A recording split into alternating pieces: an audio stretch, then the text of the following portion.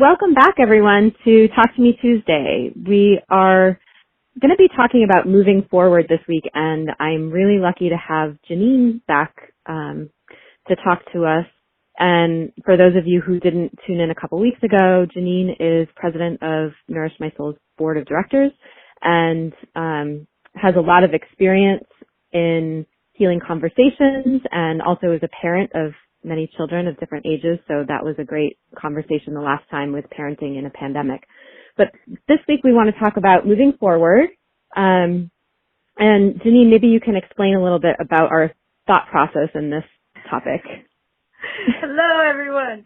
Yes, I think that as I'm assuming a lot of you, me and Alicia have been talking about the recent election that has just transpired and how really it has left me personally feeling a little bit of this meh. I was hoping to feel more relieved or in a different space, honestly. And I think when I really, kind of unpack it, and as you and I have talked and started to unpack it, I'm realizing that it's really because all the issues, all the emotions that have been coming up in these last 4, 5, 6 years, it's really because the issues that we face are generations worth of abuse. Mm-hmm. And it really uncovers not just like this systemic and this overall abuse, but the abuse that each of us have endured in our own personal lives, that we may endure in just all sorts of different levels. And there's just this feeling, and I don't know about you, but I just want to move forward somehow. I want, I know that the work is going to be a lifetime. I'm on board for that, but also how is there steps forward for freedom? Right. We tend to get stuck, I think, right? Like when we're in this, and what I'm seeing and what I was hoping to move away from is this, extremes on both sides and the anger and the accusing and that stuff. Like I want to get past that and maybe look back to learn from some things that have happened, but let's keep going forward. Right. And also, we know it's really a call. I mean, every single person in this world, we're all called. We have to do the inner work and the outer work. Those two aspects, but you really can't go outer until you go inner. And underlying though, all of these things is really kind of understanding abuse. Yeah. Because it's just so riddled into our normal lives. And really, unless, and I'm glad to be accompanied with many others, unless you've had years and years of therapy. I highly recommend therapy for everyone. Therapy. There is, you might, we don't always recognize when abuse is present. I actually saw the best meme. Sometimes memes are a relief for me, but sometimes not. But I did see a really neat meme that had said, if you are not sure what to believe, if you are reading headlines or you're out there and you're really not sure what to believe, that's your first indication that you're under abuse. Mm-hmm. And then it said, thank you, years of therapy. And I kind of had this laughing aspect because I was like, yes. And really, I mean, we're just inundated with, it's just everywhere that who do you believe? Who do you trust? Where do you go? Right. Saying what? And like you said, it's we're just being inundated with that. So we thought a great Talk to Me Tuesday would be about talking about some of the ways that we can recognize abuse and also some of the ways, right, to move forward. Yes, with the emphasis on that. But yeah, just to, I mean, I know we had kind of distilled it down in our conversation to 3 things, but I do want to just go over, I had done a little research on how to identify abuse, and so a lot of the doctors had basically broken it down to 4 categories, and I'm just going to list those real quick, and then we'll talk about the 3 that we were going to focus on. But humiliation, negating, and criticizing is one category, control and shame is another, accusing, blaming, and denial, and then emotional neglect and isolation. So those are the main criteria that most professionals have for naming abuse. But we had kind of distilled it down to make it easier for everybody who's listening today, because I think it makes it a lot simpler so that you can reflect instead of having like these long, complicated lists. So do you want to share that, Janine? So and this is just my personal go-to. I'm not a professional. Let me say that right now. Not a professional. Blame, shame, and guilt. Mm-hmm. And I would like to, I guess in a sense, pause, because this is something, Alicia, you and I have really, we connect with deeply, and we also know it needs to be acknowledged. If you are in a very abusive relationship or unsafe place right now, very acutely, just know that not only are we here for you, but we encourage you to seek help and or reach out to us for maybe possible resources to go and see. Yes, and I'll put up the phone number, the hotlines in the video so that all of you can see that and have that available. But when we are talking about this blame, shame, and guilt, we want to talk about it in, this could be in those acute situations, but this could also just be in a societal situation. Because we're really, really inundated with blame, shame, and guilt. And those are indicators when you are being blamed for something, when you are being shamed for something, or you are deteriorating in guilt for something that is not a truth. Okay?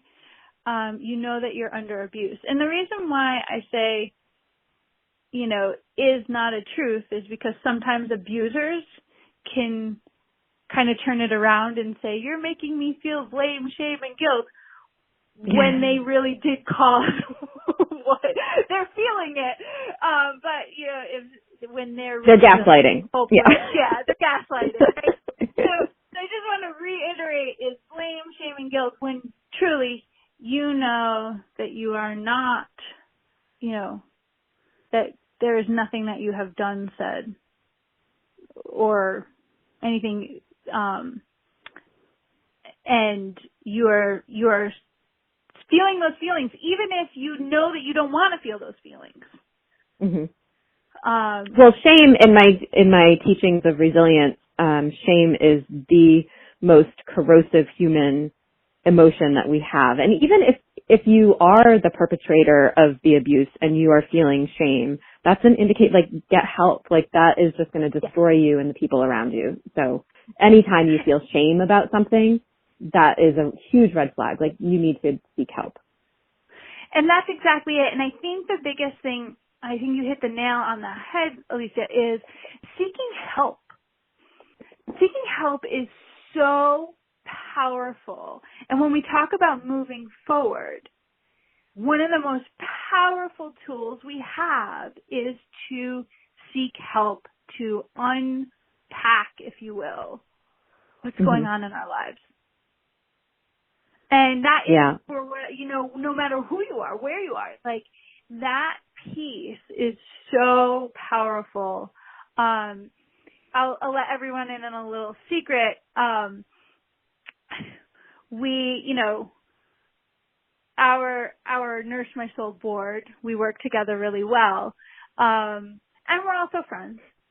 And one of like the most powerful aspects of Nourish My Soul Board, and this is one of the things I love, is that we love to sometimes in our day just state where we are at in like a really truthful way. Mm-hmm. And it's not exactly like we're seeking help from one another, but that statement of truth, like I'm really struggling today, or, you know, I didn't sleep well last night, and or I'm having a great day, that statement of truth, like all of a sudden, all of us kind of like, it like permeates the air and we all feel safe. Mm-hmm. And it gives permission, it gives permission for, you know, someone else to say whatever it is that is their truth for the day. Right.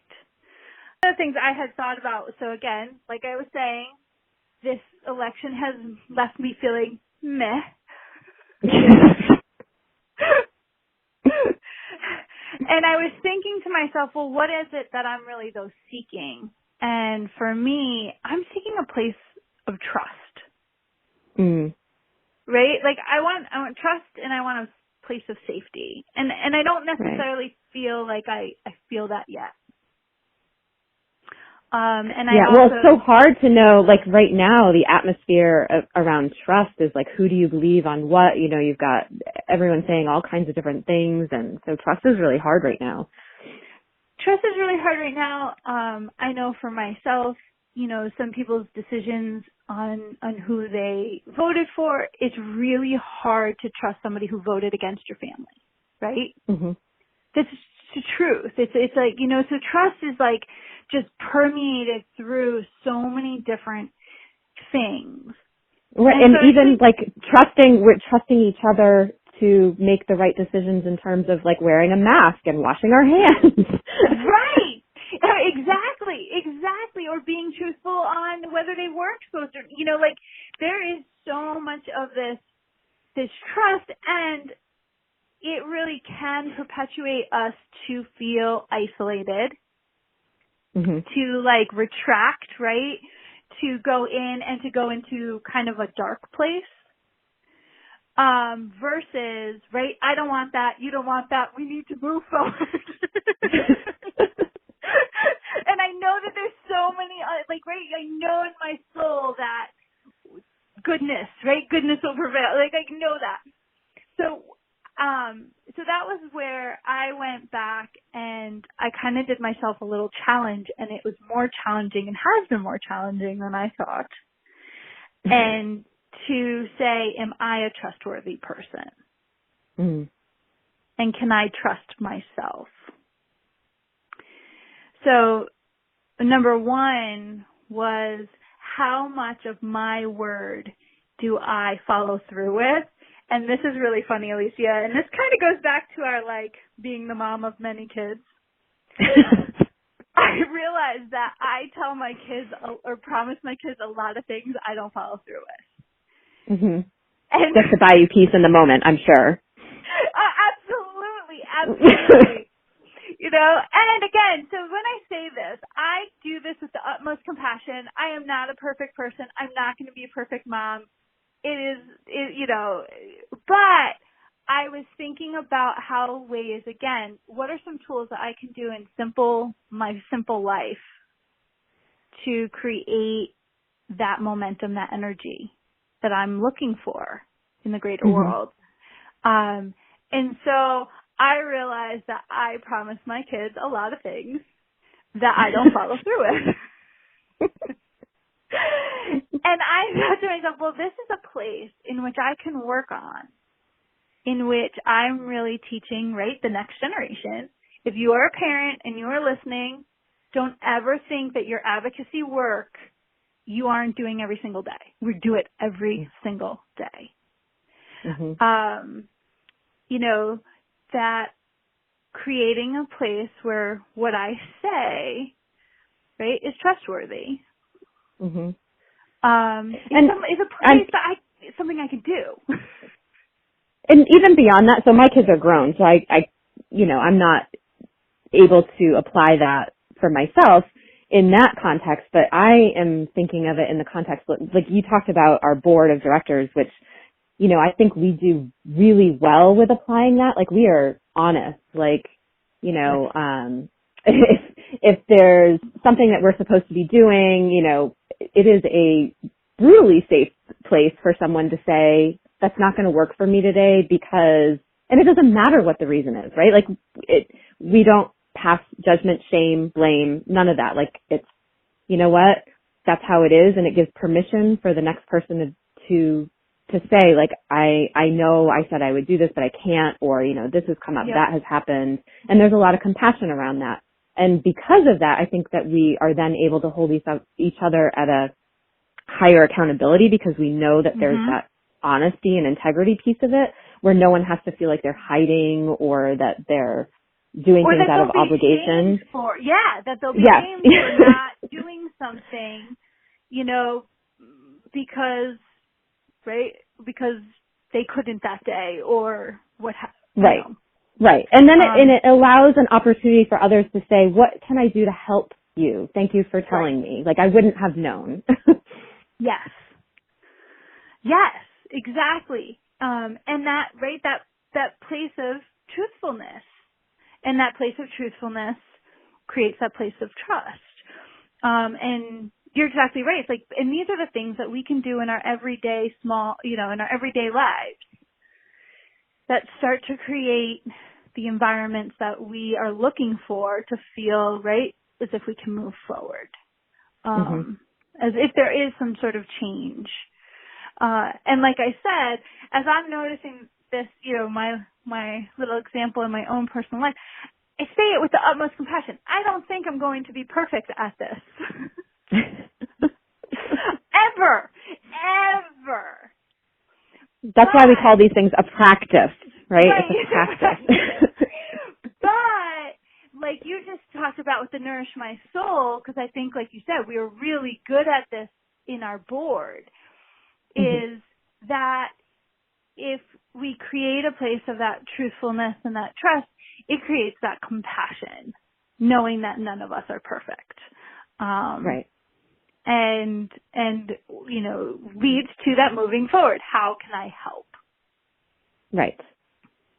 I want to see myself do that more in, like, it's easy to do that in a relationship in groups where you feel safe enough to do that. It's much harder to apply that to spaces that you're not as comfortable or not as sure of and having that honesty. But that is where I'm going to challenge myself to kind of move the needle a little bit. And because I do think that once I start doing that, it seems scarier than it is, but being honest about myself and my intentions and my abilities and whatever it is, my needs in that moment, I think opens up the door for others to have permission to do that.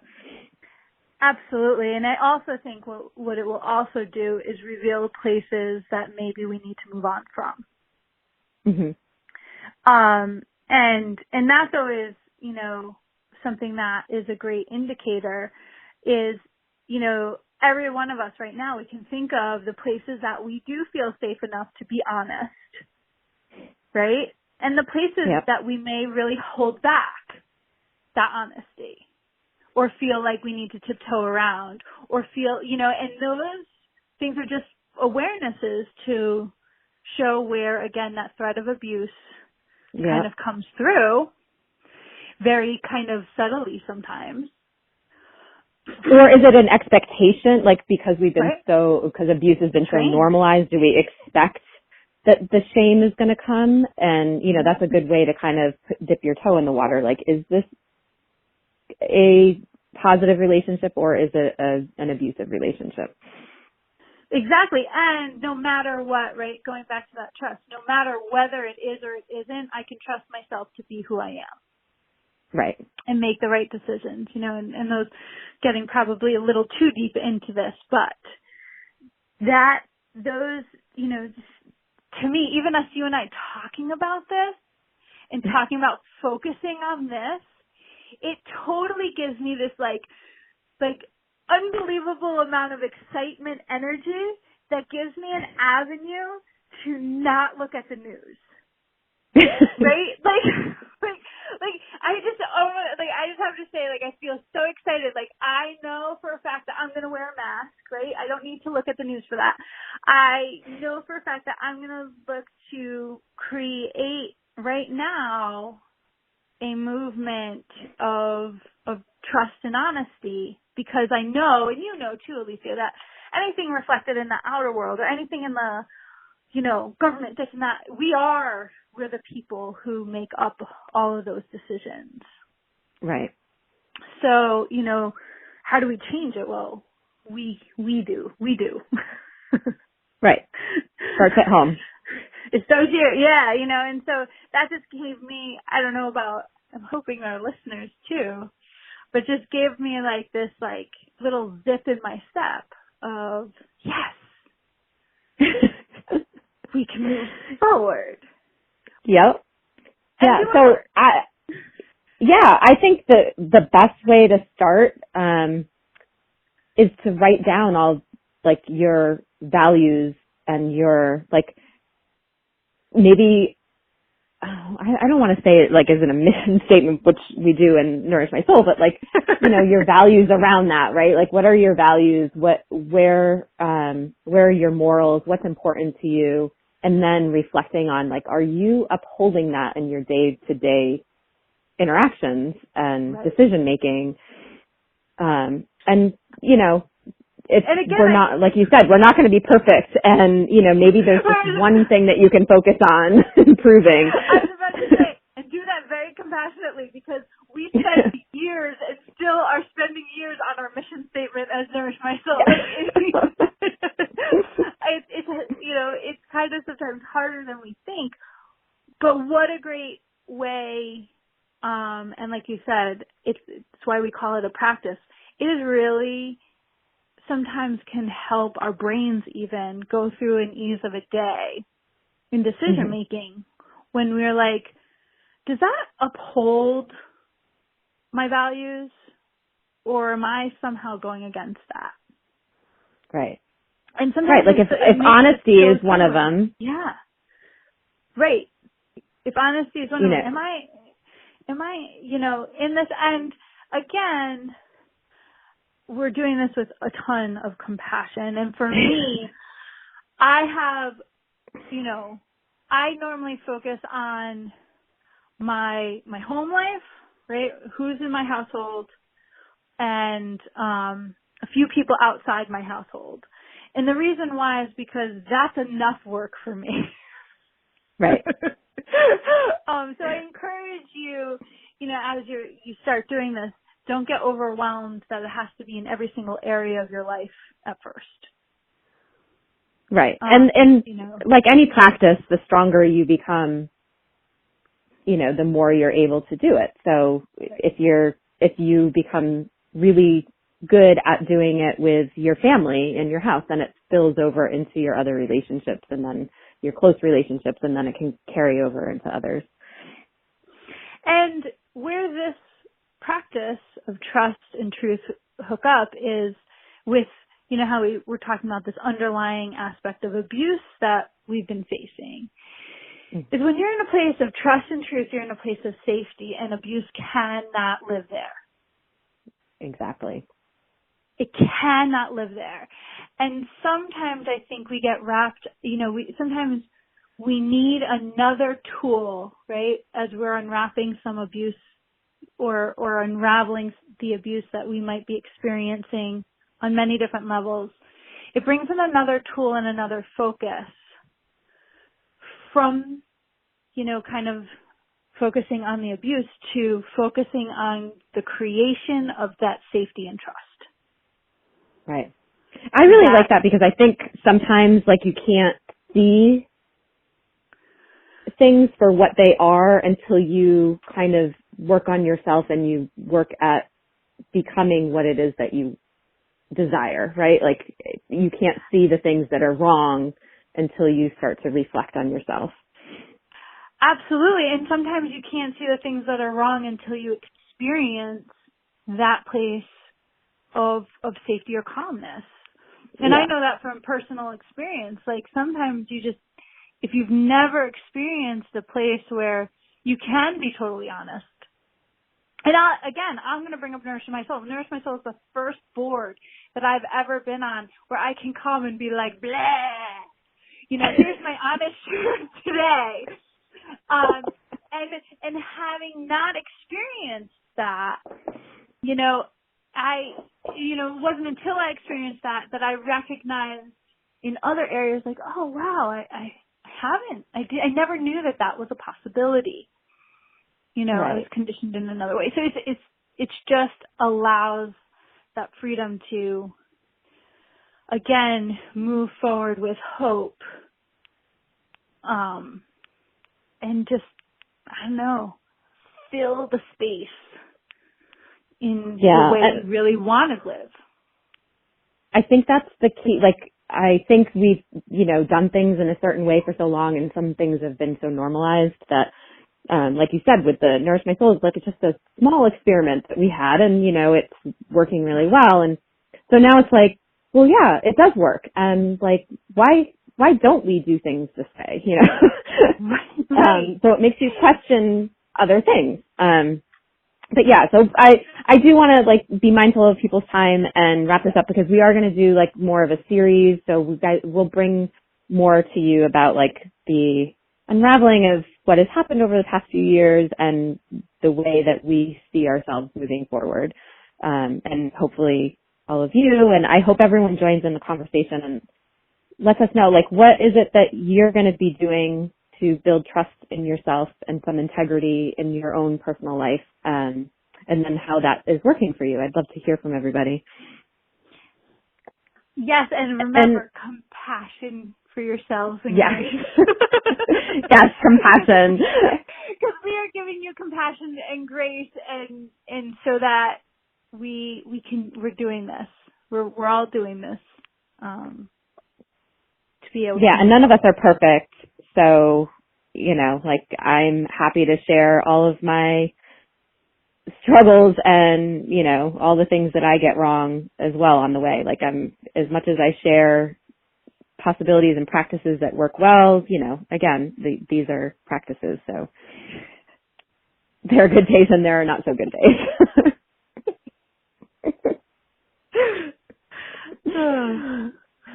All right. Well, thank you everyone for listening in, and I can't wait to hear what you all have to say. And thank you, Janine, for leading this conversation. It's great having you on here. Thank you so much, and can't wait to hear from everyone too. Bye.